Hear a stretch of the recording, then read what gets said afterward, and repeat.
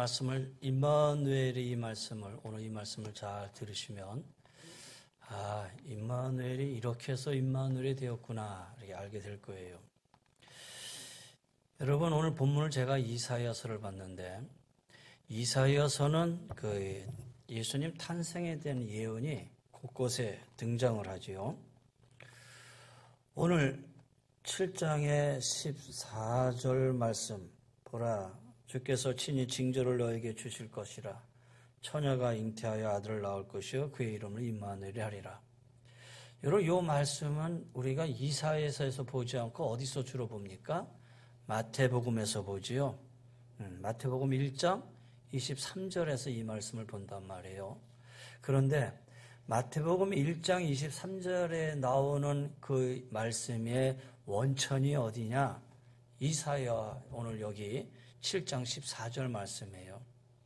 그러니까 마태복음 1장에 나오는 임마누엘의 말씀이 이미 이사야를 통해서 하나님이 주신 말씀이에요. 이사야서에 예수님의 탄생의 예언이 여러 곳에 나오는데 그게 대표적으로 세 곳을 얘기해요. 그 중에 첫 번째가 오늘 본문 이사야 7장 14절 말씀이고요. 그 다음에 두 번째가 이사야 9장 6절 말씀이에요. 이사야 9장 6절에 이는 한 아기가 낳고 우리에게 한 아들을 우리에게 주신 바 되었는데 그의 어깨에는 정사를 메었고 그의 이름은 기묘자라 모사라 전능하신 하나님이라 영존하시는 아버지라 평강의 왕이라 할 것이다. 이거 예수님에 대한 말씀이죠. 또 세 번째 또 하나는 이사야 11장 10절 말씀이에요. 이사야 11장 10절은 그날에 이새의 뿌리에서 한 싹이 나서 만민의 기치로 설 것이요 열방이 그에게로 돌아오리니 그가 거한 곳이 영화로우리라. 그래서 이사야 7장 14절 말씀, 그 다음에 이사야 9장 6절 말씀, 이사야 11장 6절 말씀, 이사야를 통해서 예수님의 예언을 말씀하신 아주 대표적인 이사야서에 있는 말씀이에요.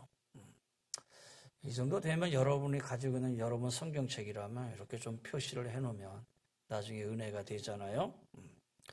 자, 이렇듯 예수님의 이 땅에 오심이 어느 한순간에 급작스럽게 이루어진 것이 아니라 하나님의 큰 계획 속에서 하나님이 하나씩 역사해 주시고 섭리해 주셨다.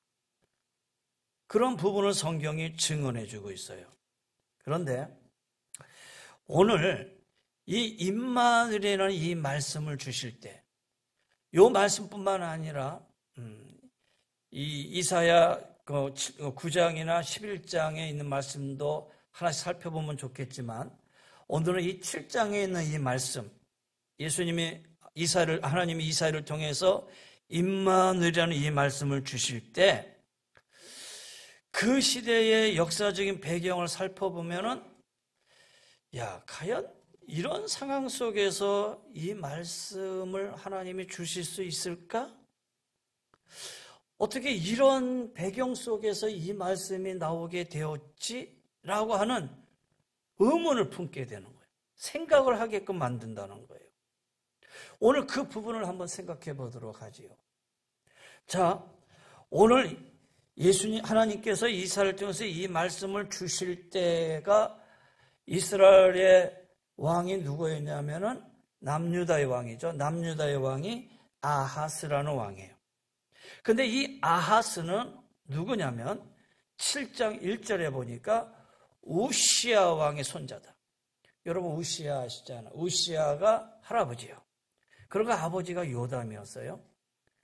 그러니까 이 우시야 요담에 이어서 아하스가 왕이 되었는데 이 아하스가 왕이 되었을 때에 그 시대의 정치적인 이 상황이 아주 복잡해요. 아주 복잡해요. 오늘 여기는 나와 있지는 않지만 아하스 7장과 같이 연계되어 있는 성경이 열왕기하 16장이에요.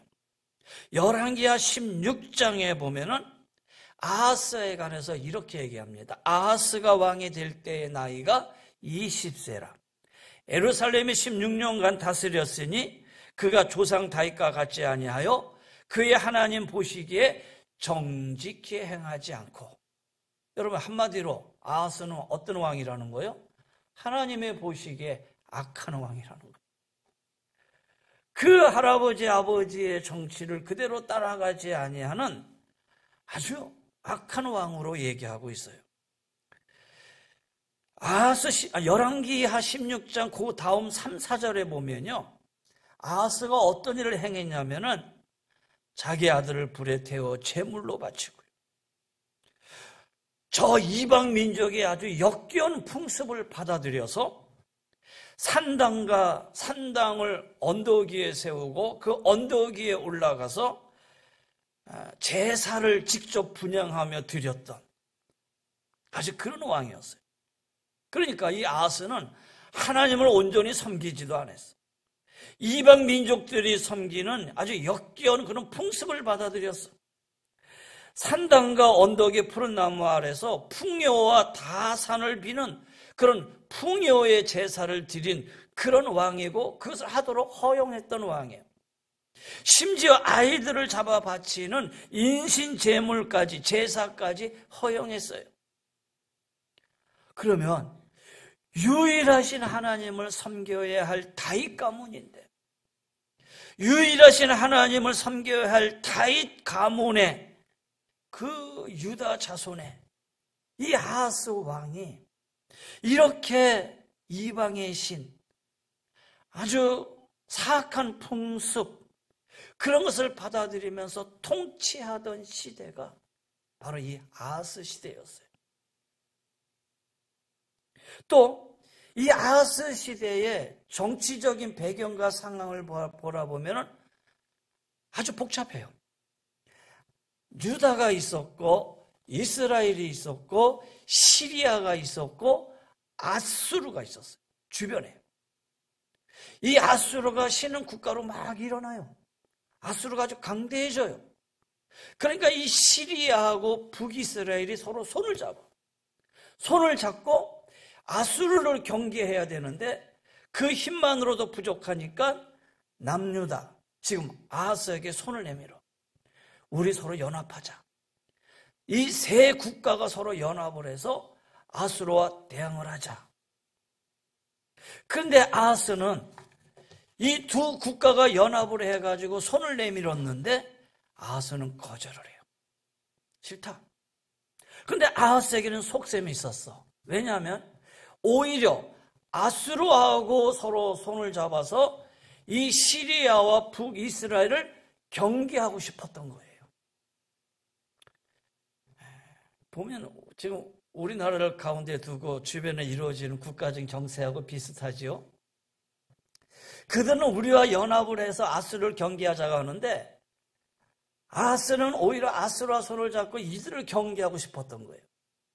그러다 보니까 이 두 연합국, 북이스라엘하고 이 시리아가, 그래, 너가 그럼 우리하고 연합을 하네? 그러면 할 수 없지. 그리고 공격을 했어요. 쳐들어왔어요. 유다를 쳐들어와요. 처음에는 정복하지 못했어요. 계속해서 유다를 정복하려고 지금 노력하고 있는 이 상황이 오늘 이사야 7장의 국세적인, 대외적인 상황이에요. 오늘 이사야 7장 오늘 1절, 2절에 이런 말씀이 있잖아요. 우시아의 손자 요담의 아들인 유다의 아하스 왕 때에 아람의 르신 왕과 르말레의 아들 이스라엘이 배기왕이 올라와서, 바로 시리아 왕을 얘기하는 거예요. 시리아 왕과 북이스라엘 왕이에요. 예루살렘을 쳤으나 능히 이기지 못하니라. 어떤 사람이 다윗의 집에 알려 이르되 아람이 에브라임과 동맹하였다 하였으므로 왕의 마음과 그의 백성의 마음이 숲이 바람에 흔들림 같이 흔들렸더라. 지금 나라가 위기 상태. 이제 두 연합군이 호시탐탐 지금 남유다를 지금 엿보고 있어요. 어려움이 처했어요. 바로 그런 상황 속에서 하나님이 이사야를 불러요. 이사야를 불러서 이사야를 아하스에게 보내는 거예요. 그리고 아하스에게 하나님이 이사야를 통해서 말씀해 주셔요. 어떤 말씀이냐? 이사야가 아하스 왕에 가서 하나님이 이 나라를 지켜주신다고 합니다. 하나님이 우리 유다를 지켜주신다고 하십니다. 아니 보세요. 유다는 하나님을 떠난 백성이에요. 아하스는 하나님을 떠난 왕이에요. 하나님을 의지하지 않는 아하스 왕. 그런데 하나님은 그의 나라를 보호해 주신다.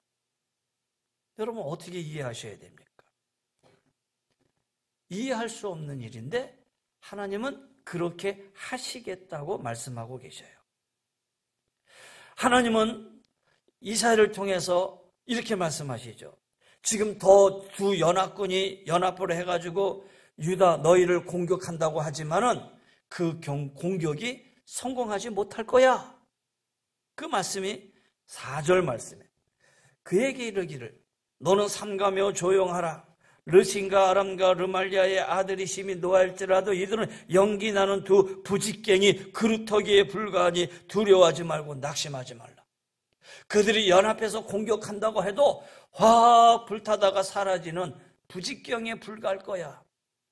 그러니 이 두 나라가 이 유다를 너희를 절대 정복하지를 못해. 그러니 너희는 정신을 바짝 차리고 아주 침착하게 행동하면 돼. 마치 하나님이 이사야를 통해서 지금 뭔가 작전 지시를 해주는 모습이에요. 걱정하지 마. 정신 바짝 차리고 그 다음에 우리가 아주 침착하게 행동하고 있으면 저 두 나라가 우리를 어찌하지 못할 거야.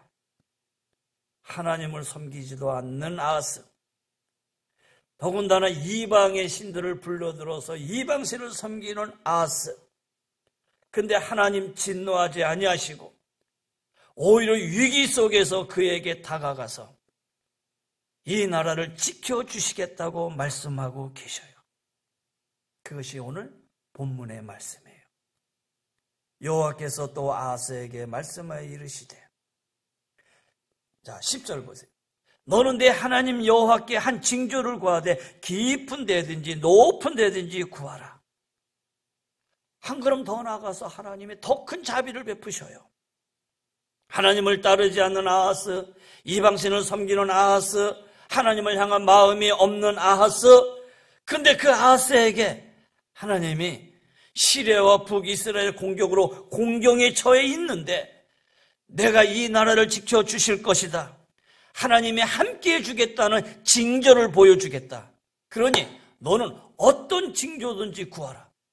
깊은 징조를, 높은 데서 징조를 구하든지 어떤 어려운 징조를 구한다 하더라도 내가 보여줄 준비가 되어 있어. 이사야를 통해서 말로만 하셨잖아요. 그러니까 오히려 너가 직접 징조를 구하면 내가 이 나라를 지켜주겠다는 징조를 내가 보여주겠다. 내가 친히 너의 편이 되어주실 거야. 그 사실을 내가 증명해 보여주겠다.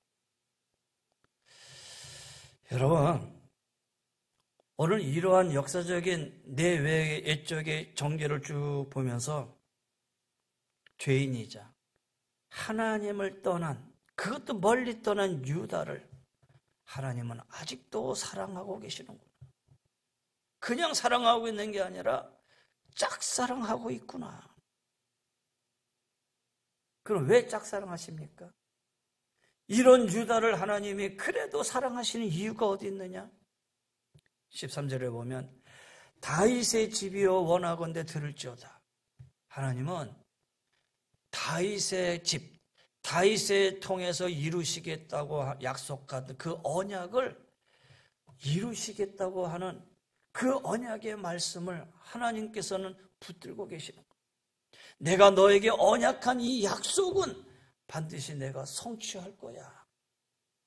다윗을 통해서 약속했던 그 약속의 말씀을 하나님은 잊지 않고 붙들고 계시는 거예요. 그래서 그 자손이 이렇게 악을 행함에도 불구하고 하나님은 안타까운 마음을 가지고 야, 그래도 내가 너의 편이 돼줄게. 내가 이 나라를 보호해 줄게.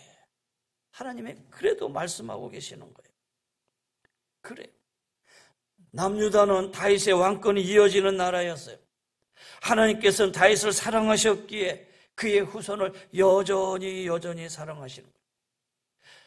그들이 악행이 반복되고 저지르고 있고 하나님 섬기는 일을 떠났을지라도 하나님은 다윗과 약속하신 것을 지키고자 하셨어요. 그래서 하나님은 다윗 그렇게 유다를 사랑하시고 그렇게 유다를 돌아보기를 원하고 계시고, 아하스는 오히려 악행을 저지르며 하나님을 떠나려고 하는데 하나님은 다가가고 있는 모습이에요.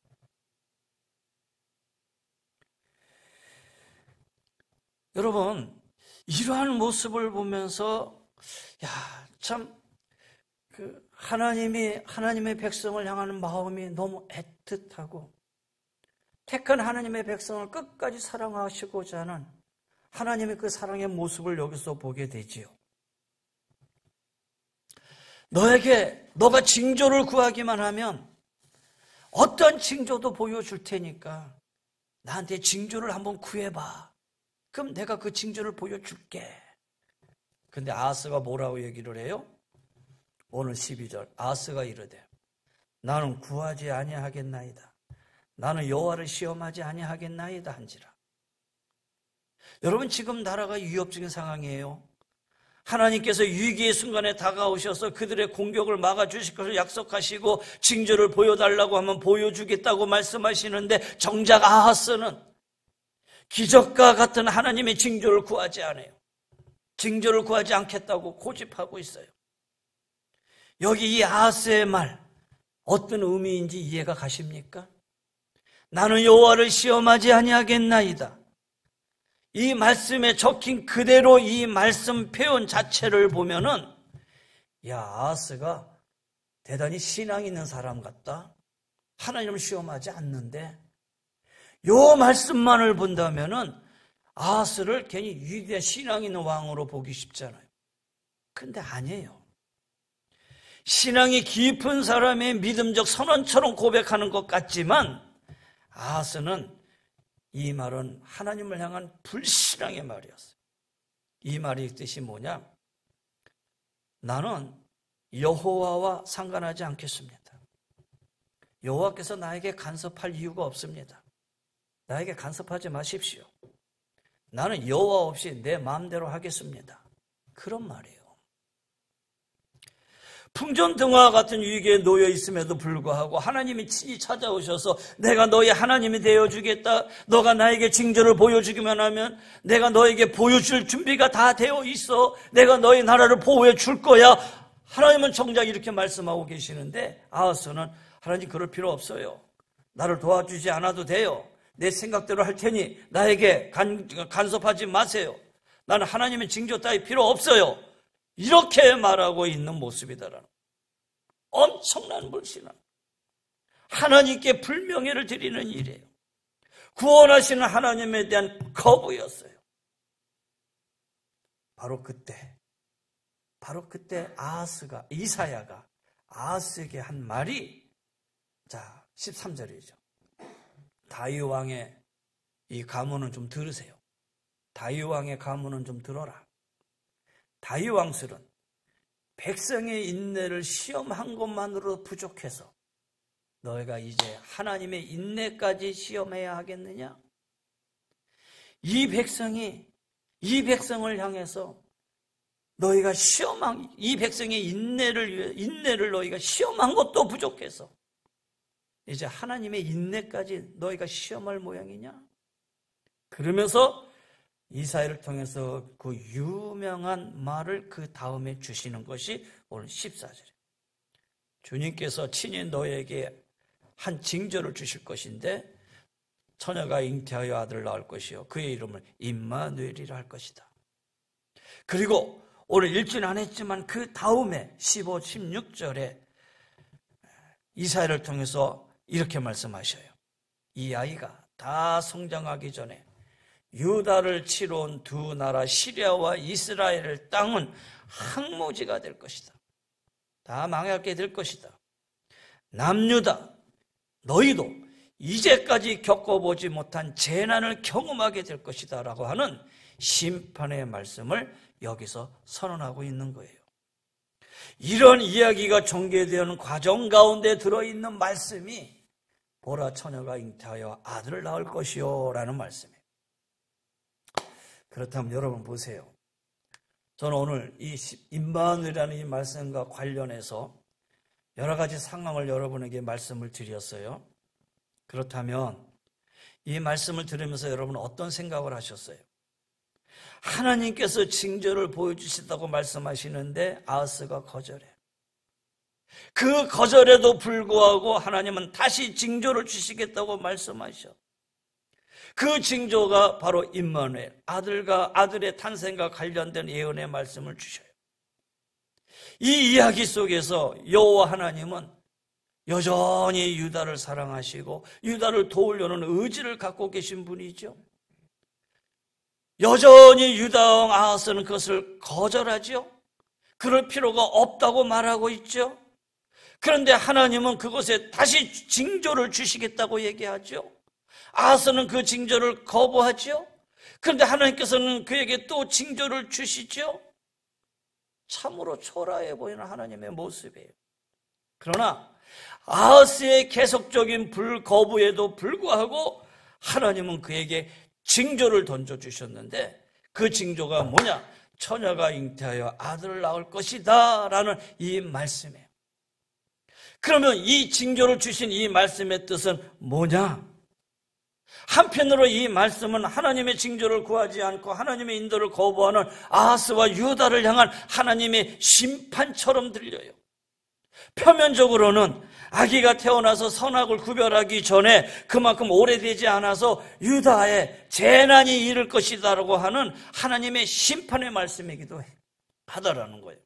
그러나 그 심판의 말씀 이전에 이 말씀을 또 다른 관점에서 살펴본다면 이것은 하나님의 일방적인 구원의 선포예요. 하나님의 일방적인 구원의 선포. 임마누엘, 하나님의 우리와 함께 하신다. 이 이름을 가진 아들이 태어나게 되리라는 이 의미 때문에 불신앙의 유다와 아하스를 향해 주셨던 이 말씀이 바로 임마누엘이라고 하는 이름을 가진 이 아이가 이제 너에게 태어날 것이라 라고 말씀하고 계시는 거예요. 너는 나에게 순종하지 않았지만 순종하지 않는 왕이 아닌 아하스와 같은 왕이 아닌 다윗의 가문에 새로운 왕이 태어날 거야. 그 새로운 왕이 태어나면 너는 나에게 순종하지 않았지만 그는 온전히 나에게 순종하는 왕이 될 거야. 나와 함께 일하는 진정한 왕이 이 땅에 와. 그 왕이 임마누엘의 왕, 그 왕의 이 땅에 오심을 하나님이 계획하고 계시는 거예요. 하나님이 선언하고 계시는 거예요. 너는 나를 끝까지 거부하지만 아니야. 그 임마누엘이 오면, 그 아들이 오면은 이 땅을 다스리는 만왕의 왕이 될 것이고 그 왕은 나에게 온전히 순종하고 복종하는 자가 될 것이고 그리고 그 왕을 통해서 나의 구원의 계획이 이 땅에 이루어질 거야. 이것이 바로 오늘 본문의 말씀이에요. 먼 훗날 예수님께서 탄생하시던 그때에 성령님을 통해서 다시 우리에게 다가오잖아요. 보라, 처녀가 잉태하여 아들을 낳을 것이요 그 이름을 임마누엘이라 하랴. 이 위대한 징조의 예언의 말씀이 세상의 군왕들이 영토를 지키기 위해 싸움을 하던 그때에 하나님에 대한 불신앙으로 가득한 왕이 통치하고 있는 그때에 온갖 우상 숭배가 만연하고 있는 그때에 이 말씀이 주어진 거라는 거예요. 근데 이때 이 말씀이 주어졌을 때 그들이 이해했을까요? 이 징조의 말씀을 전혀 이해하지 못했을 거예요. 아니, 이해 못했어요. 받아들이지도 않았어요. 저는 이사야의 이 말씀을 읽으면서 이런 생각을 했어요. 이 땅에 임마누엘의 하나님이 오시는데 왜 이렇게 어렵냐? 임마누엘의 하나님 오시는 것 자체가 정말 힘들고 어렵구나. 하나님의 아하스에게 임마누엘을 보내라고 말씀하시는 그 순간에 아하스 왕은 필요 없습니다, 필요 없다라고 거절했는데 하나님은 처녀가 잉태의 아들을 낳을 것이니 임마누엘이라고 하리라 하는 이 사실 자체를 거부하는 아하스에게 억지로 주신 예언의 말씀이자 증거였다라는 거예요. 여러분, 세상은요, 하나님의 말씀을 받아들일 수 있는 그런 곳이 아니었다라는 거예요. 이 세상은 하나님의 말씀을 받아들일 마음이 없었음을 확인되어지는 순간이었어요. 그뿐이었습니까? 예수님이 이 땅에 오실 때도 마찬가지예요. 예수님이 이 땅에 오실 때도 그 땅은 로마의 식민자가 되어 고난의 시간을 살아가고 있었고 이스라엘 백성은 그들의 지배 속에서 참된 메시아를 기대하고 있었지만 정작 하나님의 아들이 이 땅에 오셨을 때에 그분을 맞이할 공간조차가 아예 없었어요. 누가복음에 의하면 예수님이 이 땅에 태어나셨을 때에 베들레헴의 여관에 방이 없어 예수님을 맞이할 곳이 없었다라는 거예요. 그래서 결국 예수님은 마구간에서 태어날 수밖에 없었다라는 거예요. 그때도 세상은 하나님의 아들을 영접할 마음이 없었다라는 거예요. 이사야 시대 때도 물론이거니와 예수님 이 땅에 오셨을 때도 이 세상은 주님을 맞이할 마음이 전혀 없는 거예요. 그러나 하나님 말씀하셔요. 처녀가 잉태하여 아들을 낳을 것이다. 하나님의 아들 예수 그리스도는 이 땅의 백성이 징조를 원하든 원하지 않든 이 땅의 백성이 그의 누우실 자리를 준비하든 준비하지 않든 반드시 오실 것이다. 처녀가 잉태하여 아들을 낳을 것이다. 여러분, 이 선포를 우리는 하나님의 은혜요, 이 선포가 하나님의 복음이었다라는 거예요. 할렐루야. 하나님의 은혜요, 이것이 복음이에요. 여러분 알다시피 임마누엘 우리와 함께 계시다는 거잖아요. 위대한 약속은 하나님을 간절히 구하던 사람들에게 주어진 것이 아니에요. 하나님을 멀리하고 하나님을 구하지 아니했던 그러한 자들에게 주어진 말씀이에요. 그렇다면 여러분 어떻습니까? 하나님, 임마누엘의 하나님 여러분 구하셨습니까? 여러분 하나님의 임마누엘의 하나님, 나와 함께 하나님을 여러분 간절한 마음으로 구해 보셨습니까? 여러분 구하지도 않으셨어요. 그렇잖아요. 아니 심지어 원하지 않고 있는지도 모르겠어요. 그럼에도 불구하고 하나님은 내가 너와 함께 있을 것이야 라고 선언하고 계시고 그 징조로 예수 그리스도를 우리에게 주신 거예요. 여러분 그것이 복음이에요. 그것이 하나님의 은혜다라는 거예요. 오늘 우리가 이 본문을 보면서 징조를 구하지 않는 아하스를 보면서 우리가 살아가고 있는 우리의 모습을 볼 수 있지요.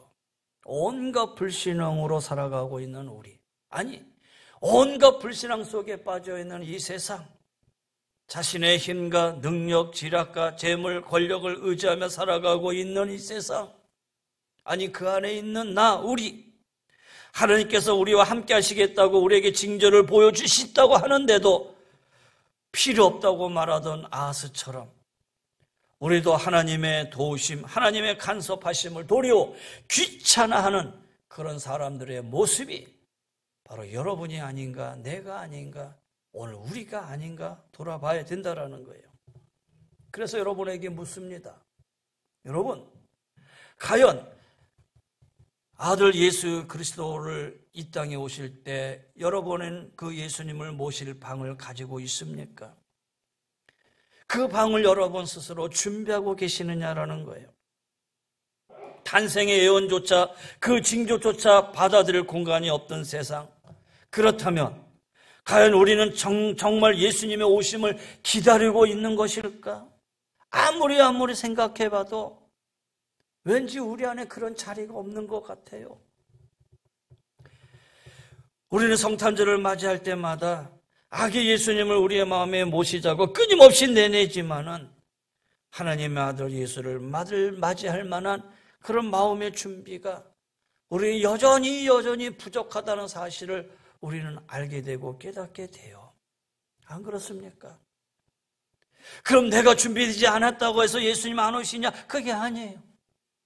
내가 준비가 됐든 준비가 되지 않았든 여러분의 마음이 예수님을 받아들일 마음이 있든 없든 여러분이 거절하든 여러분이 싫어하든 그거와는 전혀 관계없어요.